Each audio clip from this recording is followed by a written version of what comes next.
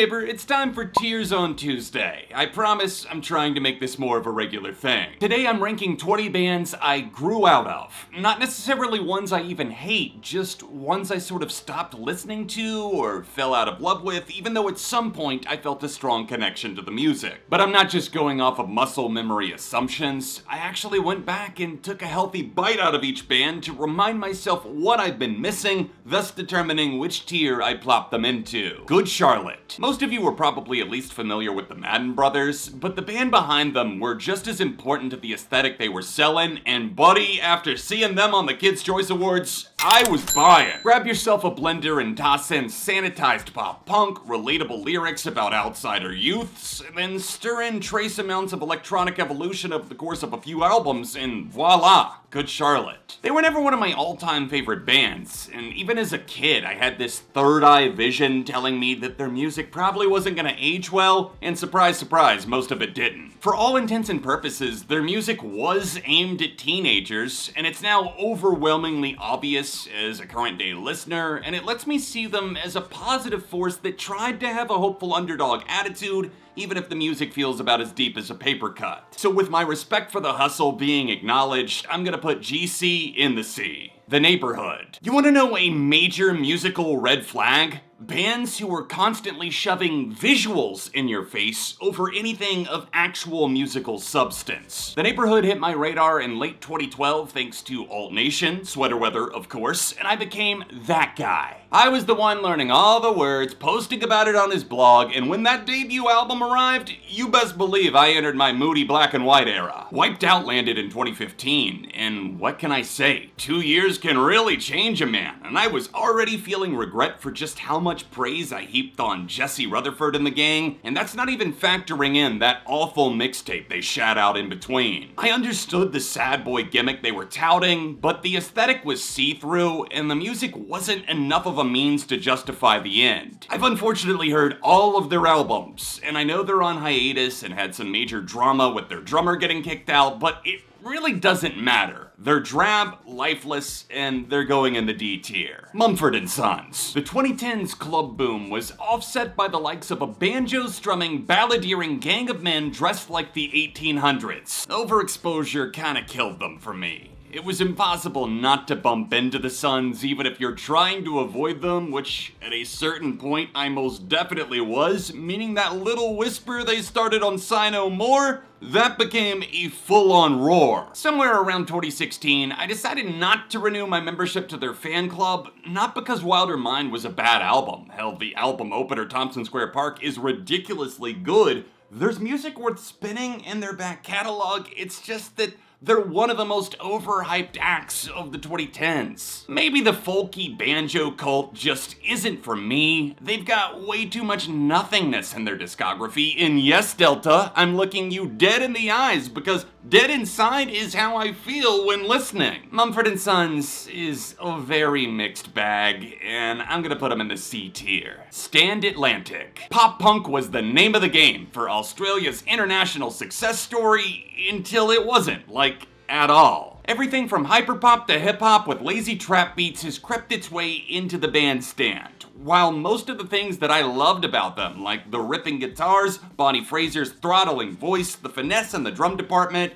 it's all taken a back seat. There's still plenty of time in this young band's career to turn things around, but I haven't been stoked about them since Pink Elephant dropped, and with each passing collaboration, it seems like they tear a little bit more away from the soul of the band. The collabs and the edgy throw anything at the wall approach just feels lame, but my love for their early stuff prevents me from going lower than a B. Muse. Maybe it's not surprising if you saw the Rock Gone Wrong I did on Will of the People last year, but I really have struggled to find my spark, my passion for Muse, when I used to have this raging, out-of-control fire straight from my heart to the speaker. Notably, this problem does not apply to their first 4 albums, and I was never ecstatic with praise for Showbiz, but the 3-record run from 01 to 06 was insane. The Resistance is where my hesitation began. It feels like every album since then, it's like there has to be this huge spectacle or some angle to sell it. It definitely can be engaging, but I just prefer depth over illusions of depth. I'm a big second law defender. It's the type of risk I wish they'd done more of with albums like Simulation Theory, hitting like a less coherent version of that experiment, which I know sounds insane. Maybe I'm just insane. Will of the People did the opposite of reaffirming my faith. It left me with more questions than answers, but Muse are still gonna go in the A tier. I'm ranking these based on how I feel about the band overall, and the hits still scream out louder than a lot of their flops. 30 Seconds to Mars. Before Jared Leto led his vanity project off the edge of the earth straight into a lion's den of cringe, 30 Seconds to Mars were actually an early favorite of teenage John from ARTV. I really don't want to see the stat breakdown of how much I played A Beautiful Lie my freshman year of high school, but let's say it was in steady rotation, the self-titled debut too. Yeah, remember that one? Jared sure doesn't seem to. Jared Leto is a fucking creep, and of course that taints the water undoubtedly. But my disdain for whatever the hell they've become is first and foremost about the shit quality of the music. Jared and his brother Shannon Leto are the only people left in the damn band, with the music feeling more like an advertisement for their Cult Island sing-alongs rather than anything even close to resembling artistic substance. Everything they've done in their comeback era sounds incredibly dumb and unflattering. But Jared Leto seems to have connections to virtually everyone under the sun, so I guess the publicity stunts and shitty music won't be stopping anytime soon. Yay. Halestorm. Halestorm were buzzing like bees by the turn of the tens. Lizzie Hale is an incredible band leader with enough charisma and showmanship to really leave a lasting impact, but the problem that developed for me was the lack of substance and tenacity beneath the surface. So many songs revolve around the same theme, which on its own might be fine, but when you factor that with the copious amounts of dull ballads and the fact that I don't think they have a single great album, it's extremely rare that I seek them out. They went rogue on Into the Wildlife back in 2015, and it was dull and directionless. And honestly, I think that's the exact moment in time where I can pinpoint that I stopped caring. They put on a shred-tastic live show, so credit where it's due, but just listening through their albums again did next to nothing to win me back, and Halestorm are going to C tier. Alt J. I started drifting away from this acclaimed English trio sometime after Relaxer came out, so maybe 2017, 18. I checked out An Awesome Wave about a year after all of the hype settled, and I ended up loving it. I was all about that three-dimensional minimalistic ritual they spun, and frankly, I think most of it still holds up. Here's another weird take for your ass. This Is All Yours is their best work, and it's the last time they consistently struck gold for a full album. The Dream, forgettable. Relaxer, just okay and nothing more, even if I am ride or die for 3WW because Ellie from Wolf Alice is on it and I will die on that hill, but Alt J, what have you done for me lately? Alt J are fine, if not a little weird, I just don't really listen anymore. Hollywood Undead. This band personifies my edgy teenage angst in ways you probably know all too well. This was my drug of choice to unleash my inner rage to,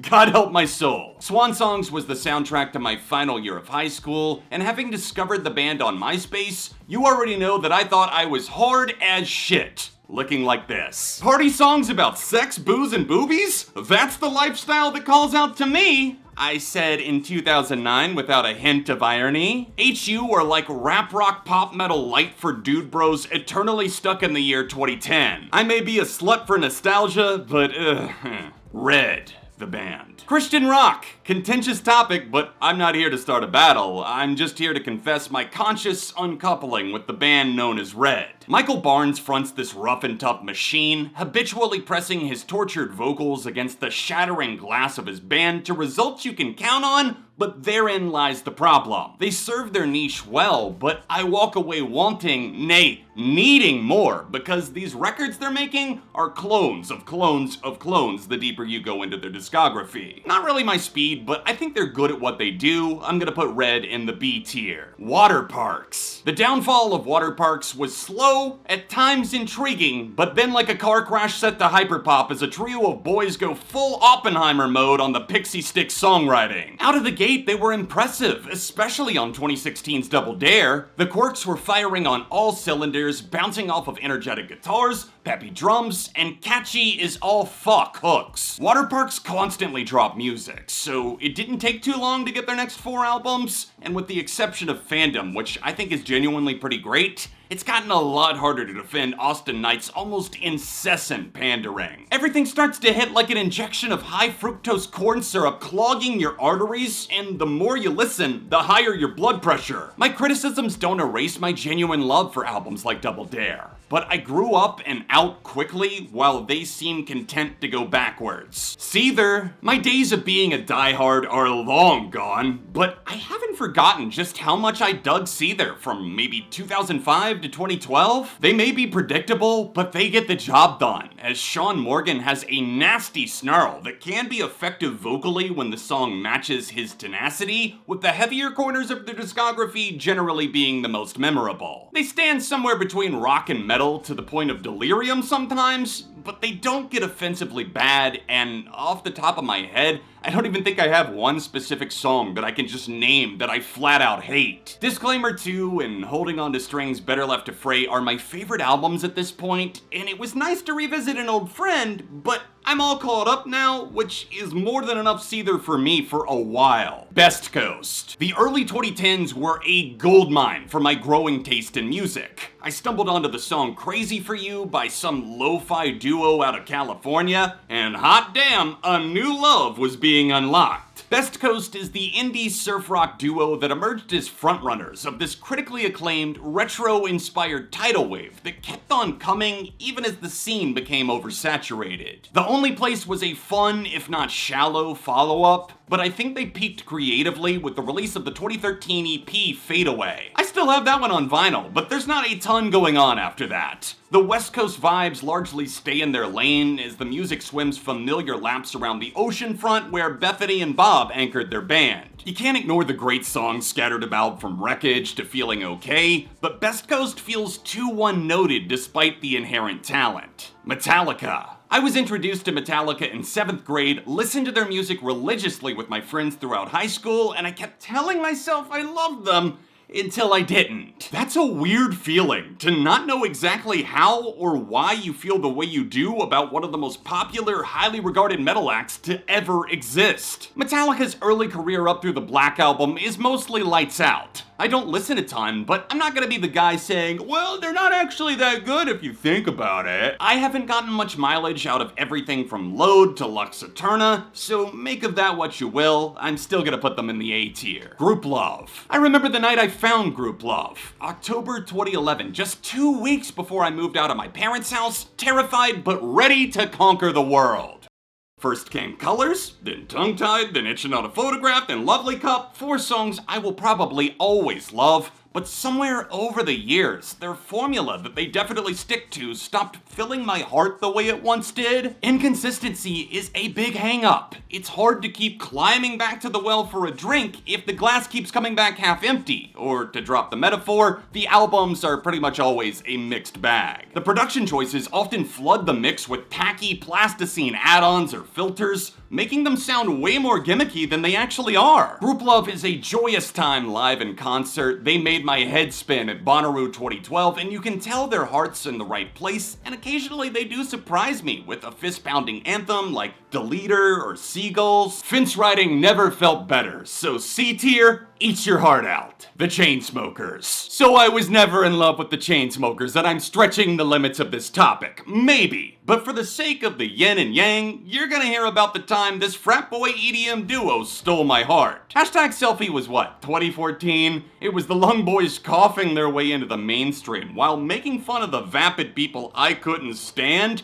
and it also helped that I was still a recovering dubstep junkie, so their drop-heavy sound worked like a charm on me. Then came Roses, Paris, Something Just Like This, Don't Let Me Down, Closer. The Chainsmokers were running the show, and I was eating good in the neighborhood. But then I heard the debut album, Memories Do Not Open, and I realized I made a huge mistake. These guys have about 10 functioning brain cells between the two of them, and I fell for their ruse hook, line, and sinker. I retaliated accordingly, smashing the album to smithereens in a 2017 review, so that is how and why I got over my toxic F-tier X. The Black Keys. They're fine, yeah? Most of us agree with that opinion in the room. It's a good entry-level starter pack blues rock band with a few great albums and a few near-perfect hits. Backing off for a few years helped unclog the drain they'd been circling since their big come-up, but it never repaired the core problem of them kinda doing the same shit different way. Weight of Love is their magnum opus, and I'll rip through El Camino or Brothers any day, but I mostly don't care about this band, so I guess B tier it is. Newfound Glory. Tear off the hype sticker. Those never really worked on me because John from ARTV doesn't care about Newfound Glory. I don't think I ever did. Not the Sticks and Stones era, not Resurrection, but I was convinced and maybe gaslit by everyone around me that Newfound Glory was essential listening for any true emo kid. Too cool for the classics, John? I thought you liked Blink-182. What's the difference? Everything is the difference. The quality of the writing is consistently lame, the singer's voice gets annoying fast, the instrumentals are nothing to write home about, and the players aren't that great to begin with, and the albums keep stacking up, but who even remembers? It's not even that it's the worst thing in the world most of the time, but almost worse somehow is how samey and forgettable they've been for decades. Pop punk prison is calling my name, but hey, D tier it is. Gateway bands get trashed way too often. I don't want to be that guy. 311 are cool, I mean, only kinda, but they ooze 90s cool even if they're totally a one-trick pony. Do you like slow walks on the beach, guzzling liquor under palm trees, listening to watered-down reggae rock? Then all aboard the 311 cruise, where all worries drown at sea, never to return again. Nick Hexum and S.A. Martinez have an effortless charisma that gives 311 a big boost. Rap rock blurs the line between alternative and reggae among other styles as the band cuts up all kinds of daydreams. Shout out NASCAR Thunder 2004 for having Creatures for a While on the soundtrack. It got me into Evolver and I became a devoted fan for the next decade through probably the release of Stereolithic. If only I hadn't woken up and realized that I hadn't been a true blue fan since 2014. Something that I don't even think I realized until somewhere deep in the 2020 lockdowns when I decided to try and marathon their biggest albums and it didn't go well. Surface level or not, 311 are a good time with a few extra cards up their sleeve, so B tier. I'm gonna start the same way I started, by talking about a band I thought were the coolest cucumbers upon seeing their performance of Shut Up live on Nickelodeon.